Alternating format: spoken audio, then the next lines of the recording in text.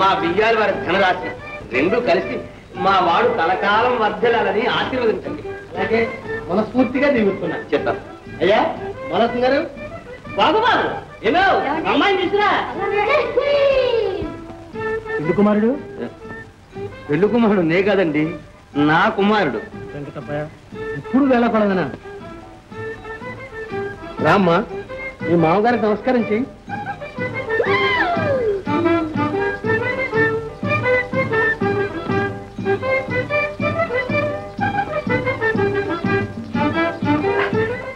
అలా కూర్చో అమ్మా.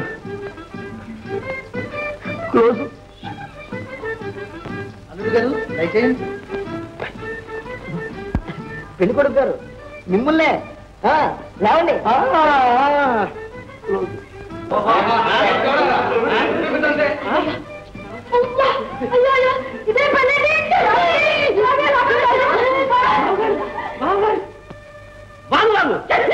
బావగారు మీకు ఇదేం బాగలేదు, నన్ను ఎవరు పడతానని వచ్చారా? బాబు ఆగండి బావగారు, కాస్త శాంతించండి, నేను అన్ని సర్దుబాటు చేస్తాగా.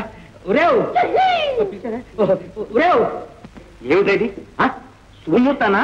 శుభంగా తాళి కట్టాలంటే ఏమిటో ఎగటాలి? ఈ చట్రాతి నా గుండె కట్టించి నా జీవితం నరకం చేద్దాం అనుకున్నావా నాన్న? మరి ఆ వేళ ఆ పిల్లని చేసుకుంటాను ఎలా ఒప్పుకున్నావురా గుడ్డి తద్దమ్మా?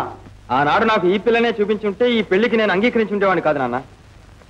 నాకు చూపించింది కన్నులు చెదిరే కమనీయ సుందరి.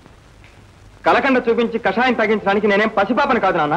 రేయ్, నేను చూపించింది నీ పిల్లరా? ఆ పిల్లకు ఇల్లు వాకిలి భూమి బుట్ర నగ నట్ర దొడ్డి దొట్ర అన్ని ఉన్నాయట్రా. అది గది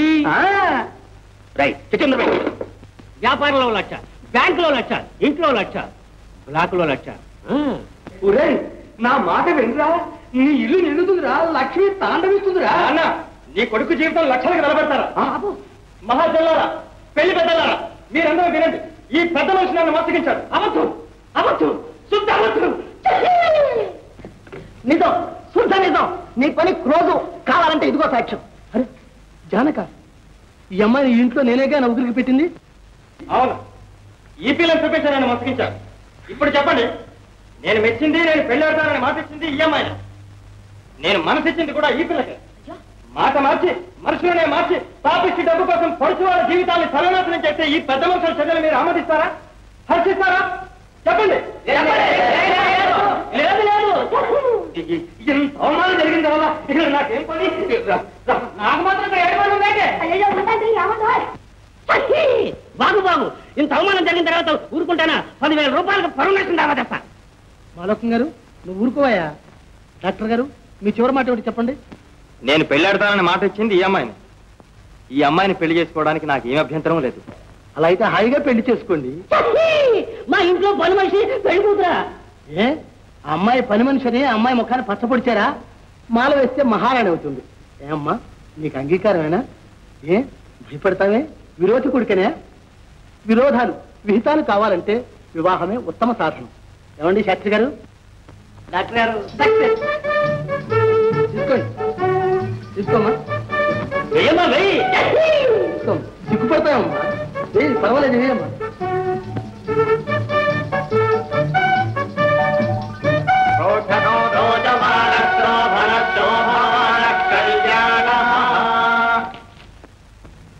మీకు ధర్మమేనా? మీకు ఇది న్యాయమేనా? ఏమిటండి ఈ కర్మం? మీకేం పిచ్చా చాదస్తమా? మాట్లాడరే. ఈ వేషాలు ఏమిటండి? ఈ కాషాయాలు ఏమిటండి? జీవా, అదెవరు? నీవే దుర్మగప్పము. అయ్యో, ఏ కామిని పిశాచి, నా కంటపడకు. అయ్యో అయ్యో, ఏ భార్య పెరుగుతమా, దుర్మగప్పము. మీరేమన్నా సరే మిమ్మల్ని విడిచిపెట్టను. ఇవన్నీ ఏమిటిది? వస్తున్నాయి గారు. తప్పు తప్పు వచ్చుసుంటే నీ స్వామి. ఓరి మూర్ఖ, ఇంకా నువ్వు ఆ పుగా కూడా పోతావు ఏమిటి ఆ వేళాకుళములు? లేదు స్వామి, ఏనాడో ఈ పుగా కూడా పోని విభూతి డబ్బాగా మార్చివేశాను స్వామి. చిత్తగించుడు. సంతోషము, శివోహం దాసోహం. అంతా ఈశ్వరేచ్ఛ, ఈశ్వరేచ్ఛ. ఏ భార్యామణి, ఇకనైనా నీకు జ్ఞానోదయం కలుగుగాక. ఏమిటండి ఈ బూటంతాను? ఎవరన్నా వింటే నవ్వుపోతారు. నవ్వరే భార్యామణి. ఈ వెంకటప్పయ్య వేమనయోగిగా మారిపోయాడని అంతా సంతోషిస్తారు. సంతోషించి సాష్టాంగపడి కొబ్బరికాయని కొడతారు తల్లి. కొబ్బరికాయ ఏమండి మీ ప్రవర్తన నాకేం నచ్చలేదా? నీ కొడుకు ప్రవర్తన నచ్చింది. పరువు మర్యాద పోయిన తర్వాత 10 మందిలో ఎలాగే తలెత్తు తిరగడం. బజార్లోకి ఎలా వెళ్ళమంటావే తెల్లబట్టలు కట్టుకుని? అందుకే కాషాయ బట్టలు కట్టుకున్నాను. అయ్యో రామ, కంటికి తెలియదని వేలు విచ్చేసుకుంటా ఉంటాండి. ఇదిగో కాంతం, అవన్నీ నాకు తెలియదు. నీకు ఇల్లు వాకిలి సొమ్ము సొత్తు అన్నీ ఉన్నాయి. రేపో మాపో కోడలు కూడా వస్తుంది. ఏనాడో నేను మీకు రుణపడి ఉన్నాను. హాయిగా అనుభవించండి. నేనే పెడుతున్నాను. అయ్యో అదే మళ్ళీ అనే మాట. మీరు లేకపోతే నాకు ఇవన్నీ ఎందుకండి? పదండి, నేను మీతోటే వస్తాను. అద్దుగది. అయితే ఆ తమ్ముడు పుచ్చుకో. తీసుకోండి తల్లిగారు. ఆయనతో పాటు నువ్వేమో నీ మొహం పెడతా తందాను అంటున్నావు నువ్వు.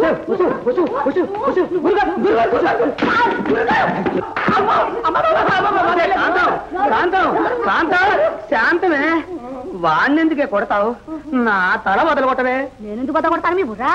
రేపు మనవడు మనవరాలు పుట్టి 3 మొట్టికాయలతోటి 4 దెబ్బలతోటి బాగా బుద్ధి చెబుతారు. ఇదిగో కాంతం, నేను ఇంట్లో ఉండాలంటే ఇల్లు 2 కావాల్సిందే, వంటలు 2 కావాల్సిందే. నేను నీ కొడుకు కోడల మొక్కను చచ్చినా చూడను. వాళ్ళు నా కంట పడ్డారు. జై పరమేశ్వర. అంత మాట అనకండి, మీ ఇష్టం వచ్చినట్టే కానివ్వండి. అయితే శివోహం.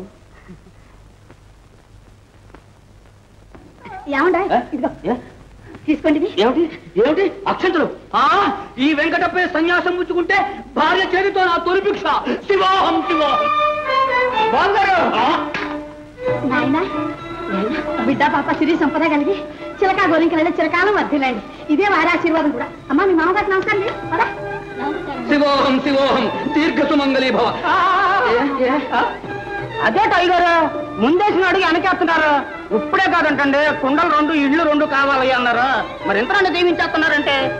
బాబు గారు, ఈ అమ్మాయి సంగతి ఏదో ఇప్పుడే తేలిపోవచ్చిందే. నా కోడలు ఏమన్నా ఉంటే చంపేస్తాను. తప్పు అమ్మాయిదే ఉందిరా. తప్పంతా వీడిది. వీడిని అనాలి, వీడిని కన్నవాడిని అనాలి. రై నోరు మై, నాతో మాట్లాడు. కాంతం, కోడలు లోపల తీసుకోండి. శివో తప్పు తప్పు. సంతోషం, సంసారం, సంతానం. మాలోకం గారు, అలా విచారపడితే ఎలాగండి? ఈ సంబంధం కాకపోతే దీని బాబులాంటి సంబంధం ఇంకొకటి. ఈ పేరయ్య తట్టే చోట తడితే తానే పడుతుందండి. కట్టేవలే తట్టముకు. బాబు బాబు. జానకి,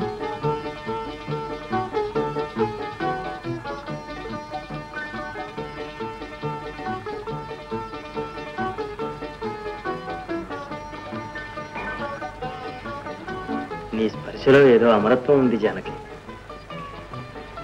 నీ సాన్నిధ్యంలో ఏదో అనిర్వచనీయమైన ఆనందాన్ని పొందుతున్నాను ప్రేయసి. మాట్లాడవే. ఇది ఏకాంతమేగా. పవిత్రమైన మీ ప్రేమను అందుకుంటూ నా జీవితాన్ని ధన్యం చేసుకోవాలని ఎన్నో నోములు నోచుకుంటోంది నా మనసు. కానీ అన్న చెరలో ఉన్నాడనే ఆవేదన నా హృదయాన్ని బద్దలు చేస్తోంది. రాజు కోసం నేను బాధపడుతున్నాను జానకి. మనం పెళ్ళాడామని వింటే బావ ఎంత పొంగిపోయేవాడు. అన్న ఆశీస్సులు పొందే వరకు నా ఆత్మకు శాంతి లేదు. విచారించకు జానకి. బావను వీలైనంత త్వరలో విడుదల చేయించడానికే ప్రయత్నిస్తున్నాను. చెరసాల వాకిట్లోనే అతని ఆశీస్సులంది మన ఇంటికి తీసుకెళ్తాం. సరేనా? మీ వంటి భర్త లభించడం నా అదృష్టం. ఏమిటి జానకి ఇదంతా? ఓహో, కాంతం కాంతం, ఇన్నాళ్లకు నీ 40వ భాగం పాకాన్ని పడదే. ఏది నీతి? ఎందుకు ఇలా దేవే చెప్పండి. చెప్తాగా. నీ 5,000కు 5 వజ్రపు ఉంగరాలు వేసి ముంజేది నుంచి మోచేది దాకా రవ్వరగాలు తొడిగి నిన్ను అలా చూడాలందా నాకు. వయసులో లేండి ఇప్పుడు ఎందుకు ఇద్దరు. ఏమండి, కోడలు వచ్చిందిగా, ఆ నగలన్నీ అమ్మాయికి పెట్టి మన ఇద్దరం చూసి ఆనందిద్దాం. అలాగే. ఏమండి, మరి అమ్మాయికి మొట్టమొదటి రవ్వల నెక్లెస్ చేయించాలనుకుంటున్నానండి. ఏమంటారు? హద్దు గది.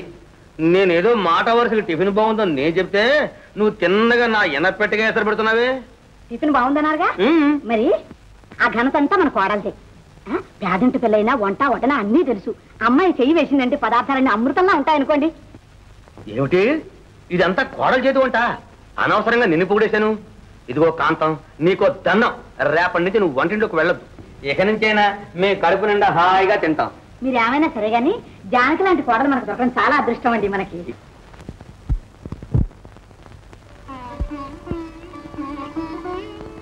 కోమల కవితాధారా ప్రేమ సుధాధా. నీవింత బాగా నాట్యం ఆడతావని నేను అనుకోలేదు జానకి. మీ పాటే నన్ను లాడించింది. మీరు బాగా పాడతారే. నీ ఆటే నన్ను అలా పాడించింది. మంచి మాటే. జానకి, అంతకంటే మంచి మాట. ఏమిటండి అది? మన రాజును విడుదల చేయడానికి ఇంకా వారం రోజులే ఉంది. ఎంత మంచివారండి. జానకి, జానకి, ఏమిటది? లరా బిందె పెట్టు.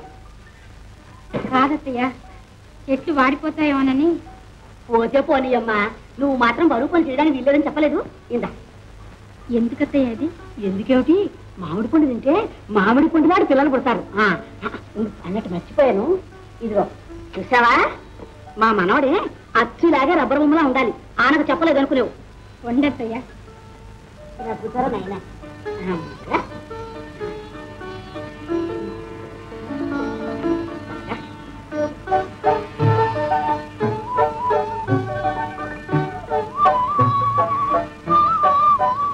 మాడిపండు దాస్తే దాగుతుందా? కొన్నాళ్ళకి గుమ్మిడి పండు గుట్టు చెప్పేస్తుంది. చూడండి అత్తయ్య. అలా చేయకు, ఆడపిల్లలు పుడతారు. అన్నట్టు నీకు మంచి ప్రెజెంట్. ఏమిటండి అది? చూడండి, తమకే తెలుస్తుంది. ఇదేమిటి సార్, రెండు తీసుకొచ్చారే? ఏమో, మన డాక్టర్లే గాని జ్యోతిష్కులం కావుగా. అబ్బాయి పుడితే అది, అమ్మాయి పుడితే ఇది. ఇక నీ ఇష్టం. ఊరుకోండి. అన్నట్టు చెప్పడం మర్చిపోయాను. ఆల్ ఇండియా మెడికల్ కాన్ఫరెన్స్ కి హైదరాబాద్ వెళ్తున్నాను. మళ్ళీ రావడం? 2 రోజుల్లో వచ్చాను. నిన్ను విడిచి ఉండగలనా? మీకోసం ఎదురు చూస్తూ ఉంటాను సుమండి. వస్తువులు మాత్రం ఉండదు సుమండి, పాప ఏడుస్తుంది. పోదురు.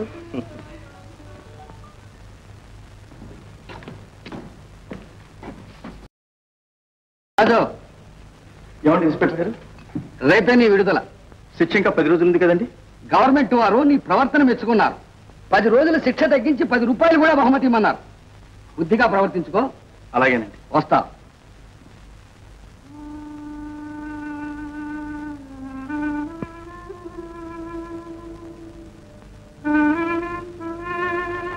అరే తమ్ముడు, విడుదల చేస్తానంటే విచారిస్తానేమిట్రా?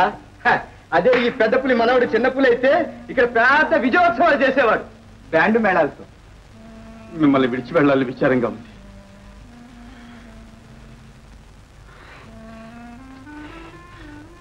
వెళ్ళొస్తాను. వెళ్తే వెళ్ళావు గానీ తిరిగి రాకు తమ్ముడు. వస్తాను. చెయ్యని నేరానికి ఇప్పుడు శిక్ష అనిపిస్తున్నాను. ఇక చెయ్యబోయే నేరానికి నా పగ తీర్చుకొని మళ్ళీ ఇక్కడికే వస్తాను. పగ అని నీ బ్రతుకు పాడు చేసుకోక తమ్ముడు. నేను నీలాగే లేనిపోని ఉద్రేకాలకు పోయి పిచ్చివాణ్ణై చివరకు హంతకుండని పేరు తెచ్చుకొని ఈ జైల్లో పడ్డాను. చూడు తమ్ముడు, మన పడవ రేవులో నా పడవ ఊరికే ఉంది. ఆ పడవ తోసుకుంటూ హాయిగా బ్రతుకు. వెళ్ళు తమ్ముడు, వెళ్ళు వెళ్ళు. వెళ్తాను, వెళ్ళు, వెళ్తాను.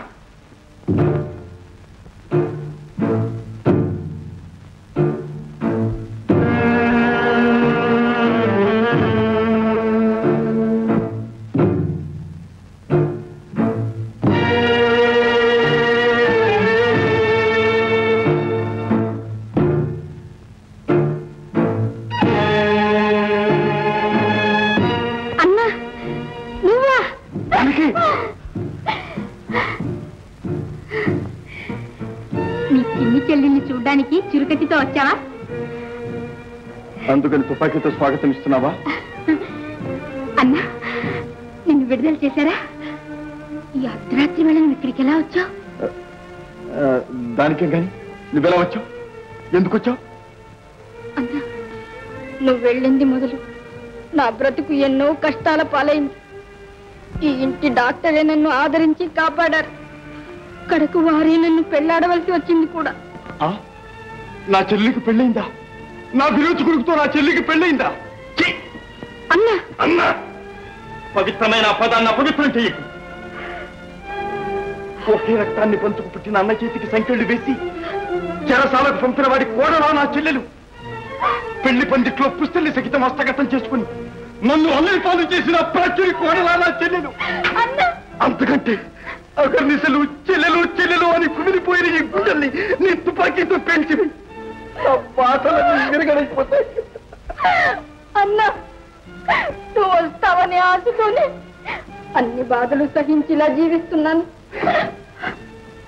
వచ్చాను, ఆ ఆశతోటే ఆ మమకారంతోటే వచ్చాను. నా చిన్నారి చెల్లెల జీవితంలో చిచ్చు పెట్టిన వారిని హతమార్చడానికే వచ్చాను. నీ అంధకార జీవితంలో వెన్నెలు చిలికించడానికే వచ్చాను. కానీ నా అవసరం లేకుండానే నీ జీవితాన్ని నీవే నిశ్చయం చేసుకున్నావు. అన్నా, నువ్వు నన్ను అపార్థం చేసుకుంటున్నా. లేదు లేదు చెల్లి, నీవు అందరి ఆడవాళ్ళలాగే ప్రవర్తించావు. ఐశ్వర్యానికి ఆడంబరానికి అమ్ముడుపోయిన నీ ఆడ మనస్సు అన్నకు జరిగిన అవమానాన్ని మర్చిపోయింది కదా. కలవారి ఇంట్లో కళ్ళు విరిబిట్లు గొలిపే దీపపు కాంతిలో చీకటి చెరసాలలో కొట్టుబిట్టులాడే నీ అన్న కళ్ళల్లోని రక్తాశ్రువులు కనిపించలేదు కదా చెల్లి, కనిపించలే లేదు కదా. నిజం తెలుసుకుంటే నువ్వు ఇలా మాట్లాడవన్నా. తండ్రి చేసిన ద్రోహానికి ప్రాయశ్చిత్తంగా వారు నన్ను పెళ్ళాడారు. ఆ రోజు వారే అడ్డుపడకపోతే నా ప్రాణం, నా మానం అప్పుడే అంతరించిపోయేవి. బ్రతికుండగా నీ చెల్లెల్ని మళ్ళీ చూసేవాడి కావు. ఈనాడు నువ్వు అడ్డుపడకపోతే వాడు బ్రతికేవాడు కాదు, వాడి బాబు బ్రతికేవాడు కాదు. పగ తీర్చుకోవాలని పదులు ఖర్చుతో వచ్చాను. కానీ చెల్లెలి వైపు పుట్టి పక్కలో మాక్కుబడి నన్ను పోటు పొడిచావు చెల్లి. అన్నా, నువ్వింత అవివేకం అనుకోలేదు. అవునమ్మా, నేను అవివేకిని. నా చెల్లెలే పంచి ప్రాణాలను ఇక ఎవరిని చంపి మాత్రం ఏ లాభం? నా చెల్లెలికి చక్కగా పెళ్లి చెయ్యాలి, చీరసారలిచ్చి సాగనంపాలి. నేను పేదవాణ్ణైనా నా చెల్లెలు ఒక గుణవంతుడితో హాయిగా కాపురం చేస్తూ ఉంటే చూచి ఆనందించాలని కొండంత ఆశతో బొబ్బలాట పడి నా గుండెల్ని నేనే చీల్చి చంపుకోవాలి. మర్చిపో చెల్లి, మర్చిపో చెల్లి.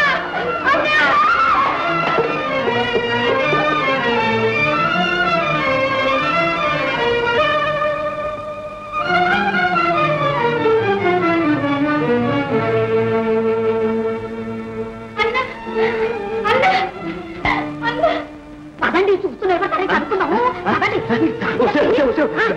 వాడి చేతులు కత్తి ఉందే, కత్తి. నేను బ్రతికుండగా నువ్వు చావడానికి నేను అంగీకరించను. నేను నీకు అవమానంగా ఉంటే, నీ దారికి అడ్డుగా ఉంటే, నీ చేతులార ఎత్తి పెంచిన నీ చెల్లెల్ని నీ చేతులతోనే చంపి చంపి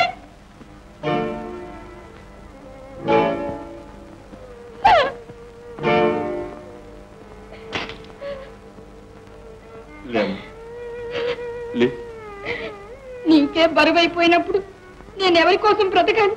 ఎందుకు బ్రతకాలి? అంత మాటలకమ్మా.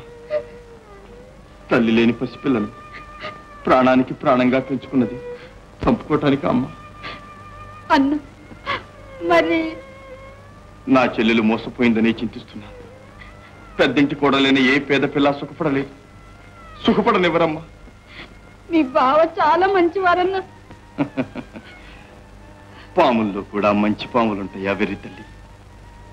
ఎనపెట్టకు మంచి మనసుకు భగవంతుడు బంధుత్వాన్ని కల్పించలేదమ్మా.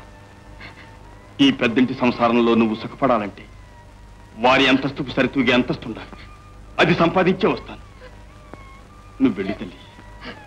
అన్నా, నువ్వు ఆత్మహత్య చేసుకుంటాననుకున్నావా అమ్మా? నా చెల్లెలి కోసం, అన్నిటికంటే మించి నా అల్లుడి కోసమైనా బ్రతకొద్దు? చూడమ్మా, ఈ తర వచ్చేటప్పుడు నా చెల్లెలికి సారెలు చీరలు, నా ముద్దుల అల్లుడికి పాలగిన్నె, పాడి ఆవు, పెంకి పెళ్ళాం, ఉయ్యాల, ఊగే గుర్రం అన్నీ తీసుకొస్తాను. ఇదిగోమ్మా, వెళ్తాను. నా కడుపు మండిపోతుందండి. నీ కడుపు మాత్రమే పడుతుందే, నాకు నకస్తి కప్పడంతో మంది మసి అయిపోతుంది. నా సంగతి ఎవరితో చెప్పుకోమంటావు? అదిగో నయ్యగారు వస్తుంది అడిగే. ఆగవే ఆగు, మా పరువు ప్రతిష్ట ఘనత అన్ని మంట కలిపేవా మాయిలని. మామగారు సిగ్గు బాలిందానా ఎంత గుడ్డలు ఇచ్చిన వంటివే అన్నిటికీ తెగించి అలా వీధిలో పట్టావా? అత్తగారు మీరు నిజం తెలుసుకోకుండా మాట్లాడుతున్నారా? నిజం దాచినా దాగదని నిచ్చురాలా ఈ నాటితో నీ నైజం బయటపడింది. మామగారు నా మాట వినండి, నేను నిరపరాధిని. కొలట మామగారు మీరేనా ఈ మాట అనేది? కావాలంటే కత్తితో ఒక్కసారిగా పొడి చంపేయండి, అంతేగాని ఈ సూటి పోటీ మాటలతో నన్ను చిత్రవద చేయకండి.